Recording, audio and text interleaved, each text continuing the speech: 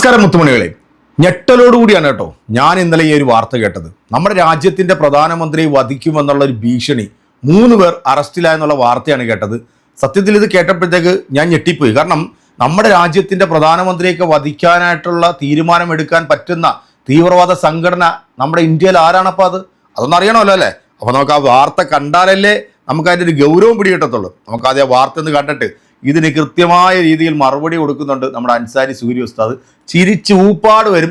അതോടൊപ്പം തന്നെ 2021 തെരഞ്ഞെടുപ്പിൽ കേരളം സന്ദർശിക്കാൻ വേണ്ടി നമ്മുടെ പ്രധാനമന്ത്രി കേരളത്തിലേക്ക് വരുന്നു എന്ന് പറഞ്ഞപ്പോൾ ഇവിടെയും അത്തരത്തിലുള്ള വധഭീഷണികളുണ്ടായി. നമ്മുടെ ഉള്ളിച്ചേട്ടനായിരുന്നു അന്ന് കേരളത്തിലെ BJP-യുടെ കൊണാണ്ടർ. ഈ കൊണാണ്ടറിന്റെ കയ്യിലാണ് അന്നൊരു ലെറ്റർ കിട്ടിയത്. ആ ലെറ്റർ കൊണാണ്ടർ കൊണ്ടുപോയിട്ട് പോലീസിൽ സമർപ്പിച്ചു. പിന്നീട് അതിന്റെ ഉറവിടം തേടിയൊക്കെ പോയപ്പോഴത്തേക്ക് ആരാണെന്നൊക്കെ ഉള്ളത് നമ്മൾ കണ്ടതാണല്ലേ. ഈ രാജ്യത്തെ ഏതെങ്കിലും ഒരു സംഖ്യയെ വിവരവും ബുദ്ധിയും വിവേകവുമുള്ള ആരെങ്കിലും കൊല്ലാൻ വരുമോ? ആരെങ്കിലും അകത്തു പോകാൻ തയ്യാറാകുമോ? എന്താണെങ്കിലും വളരെ പ്രധാനപ്പെട്ട എക്സ്ക്ലൂസീവായിട്ടുള്ളൊരു ന്യൂസാണ്. ഇത് കേട്ടാൽ നിങ്ങൾ ഞെട്ടും. ആരാണ് ഇതിന്റെ പിന്നിൽ കളിച്ചിരിക്കുന്നത്, ആരാണ് ഈ തീവ്രവാദികളെന്നും ഈ തീവ്രവാദികളുടെ പേരൊക്കെ നിങ്ങളൊന്ന് ശ്രദ്ധിച്ചോട്ടെ, നോട്ട് ചെയ്തോണേ. പ്രധാനമന്ത്രി നരേന്ദ്രമോദിയെ വധിക്കാൻ പദ്ധതിയിട്ട 3 പേർ ബീഹാറിൽ അറസ്റ്റിലായി. പ്രതികൾ അമേരിക്കൻ ചാരസംഘടനയായ CIA സമീപിച്ചെന്നും റിപ്പോർട്ട്. രഹസ്യവിവരത്തിന്റെ അടിസ്ഥാനത്തിലാണ് പോലീസിന്റെ നടപടി. അറസ്റ്റിലായവരിൽ പ്രധാനി അമൻ തിവാരി എന്ന ബക്സർ സ്വദേശി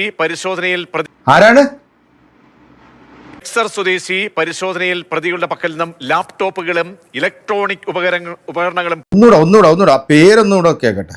പ്രധാനി അമൻ തിവാരി എന്ന ബക്സർ സ്വദേശി പരിശോധനയിൽ പ്രതികളുടെ പക്കൽ നിന്നും ലാപ്ടോപ്പുകളും ഇലക്ട്രോണിക് ഉപകരണങ്ങളും പിടിച്ചെടുത്തിരിക്കുകയാണ്. 2022 കൊൽക്കത്ത വിമാനത്താവളം തകർക്കാനുള്ള പദ്ധതിയും പ്രതി ആസൂത്രണം ചെയ്തിരുന്നു എന്നാണ് വിവരങ്ങൾ ലഭ്യമായിരിക്കുന്നത്.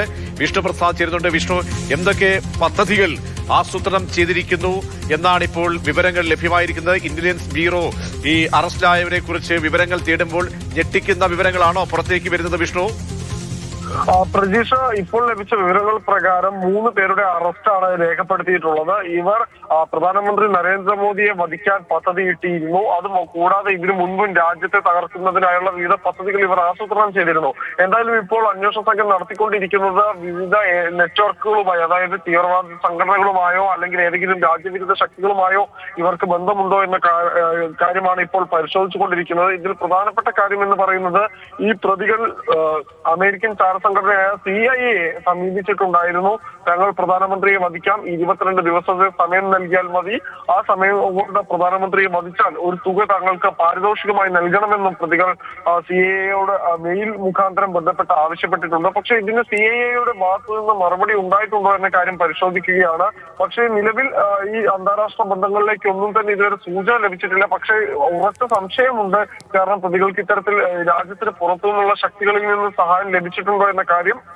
എന്തായാലും ഇവിടെ ഇവർ ഉപയോഗിച്ചുകൊണ്ടിരുന്ന ഫോൺ, ലാപ്ടോപ്പ് ഉൾപ്പെടെയുള്ള ഇലക്ട്രോണിക് ഉപകരണങ്ങളെല്ലാം തന്നെ അന്വേഷണ സംഘം കസ്റ്റഡിയിലെടുത്ത് ശാസ്ത്രീയ പരിശോധനകൾ നടത്തി വരികയാണ്. പ്രജീഷ്, ശരി, പ്രധാനമന്ത്രിയെ വധിക്കാൻ പദ്ധതിയിട്ടു. 2 ദിവസത്തെ സന്ദർശനത്തിനായി ഏപ്രിൽ 24-ന് പ്രധാനമന്ത്രി കേരളത്തിലെത്താനിരിക്കെയാണ് കത്ത് ലഭിച്ചത്. കേരളത്തിൽ വെച്ച് പ്രധാനമന്ത്രി നരേന്ദ്രമോദിയെ ആക്രമിക്കുമെന്നാണ് ഭീഷണി കത്ത്. BJP-യുടെ സംസ്ഥാന കമ്മിറ്റി ഓഫീസിലേക്കാണ് കത്ത് ലഭിച്ചത്. കത്ത് BJP സംസ്ഥാന പ്രസിഡന്റ് K. സുരേന്ദ്രൻ പോലീസിന് കൈമാറി. ഈ മാസം 17-നാണ് കത്ത് ലഭിച്ചത്. ജോസഫ് ജോൺ നടുമുറ്റത്ത് എന്നാളുടെ പേരിലാണ് കത്ത് എത്തിയത്. ഒരു പേജുള്ള കത്തിൽ മോദിയുടെ നേരെ ചാവേറാക്രമണം നടത്തുമെന്നാണ് ഭീഷണി സന്ദേശം എത്തിയതോടെ സംഭവത്തിൽ പോലീസും രഹസ്യാന്വേഷണ ഏജൻസികളും അതീവ ഗൗരവത്തോടെ അന്വേഷണം ആരംഭിച്ചു.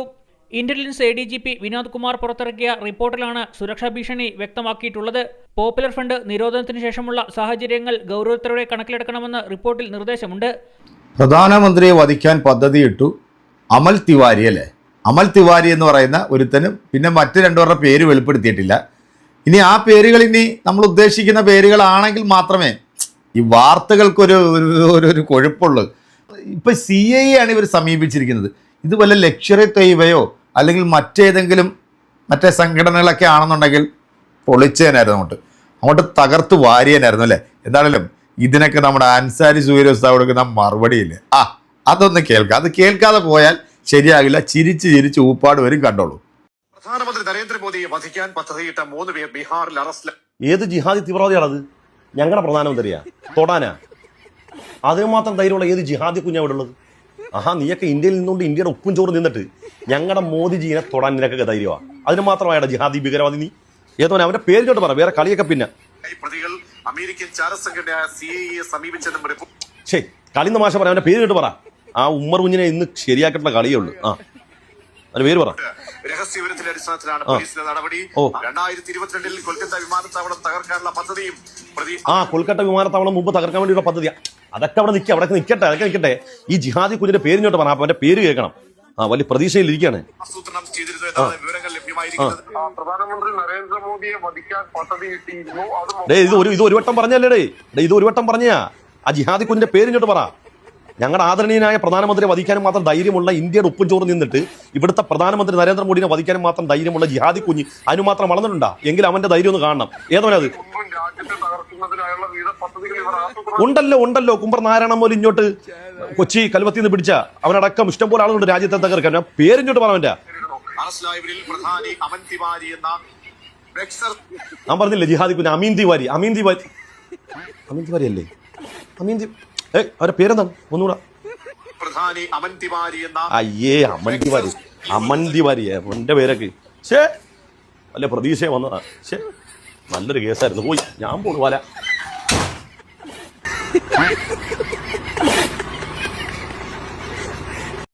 എന്റെ പൊന്ന ഉസ്താദെ, നിങ്ങൾ ഉസ്താദ് അല്ലായിരുന്നെങ്കിൽ നിങ്ങൾ വേറെ ലെവലിൽ പോയാനായിരുന്നു കേട്ടോ. എന്താണെങ്കിലും നമ്മുടെ രാജ്യത്തിന്റെ പ്രധാനമന്ത്രിയെ വധിക്കാൻ പദ്ധതിയിട്ട 3 പേരാണ് ഇപ്പൊ അറസ്റ്റിലായിരിക്കുന്നത്. ഒരാളുടെ പേര് മാത്രമാണ് ഇപ്പൊ പുറത്തേക്ക് വന്നിരിക്കുന്നത്. അമൻ തിവാരി എന്നാണ് ആ ഒരു തീവ്രവാദിയുടെ പേര്. മറ്റു 2 തീവ്രവാദികളുടെ പേര് പുറത്തു വിട്ടിട്ടില്ല. അമേരിക്കൻ ചാരസംഘടനയായിട്ടുള്ള CIA ബന്ധപ്പെട്ടുകൊണ്ടാണ് ഇവരിത് പ്ലാൻ ചെയ്തിരിക്കുന്നത്.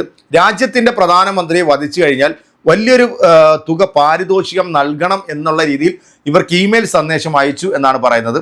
എന്താണെങ്കിലും ഈ രാജ്യത്തിന്റെ ഉപ്പും ചോറും തിന്നിട്ട് ഈ രാജ്യത്തെ ഒറ്റുകൊടുക്കുന്ന ചെറ്റകൾ ആരാണെന്നുള്ളത് ഇതിനു മുമ്പും നമ്മൾ കണ്ടിട്ടുണ്ട്. ഇന്ത്യ പാകിസ്ഥാൻ യുദ്ധം നടന്നുകൊണ്ടിരിക്കുന്ന സമയത്ത് ഈ രാജ്യത്തിന്റെ അതീവ രഹസ്യങ്ങൾ ചോർത്തിക്കൊടുത്തിട്ടുള്ള ഒരു വ്ളോഗറെ നിങ്ങൾക്ക് അറിയാലോ അല്ലെ?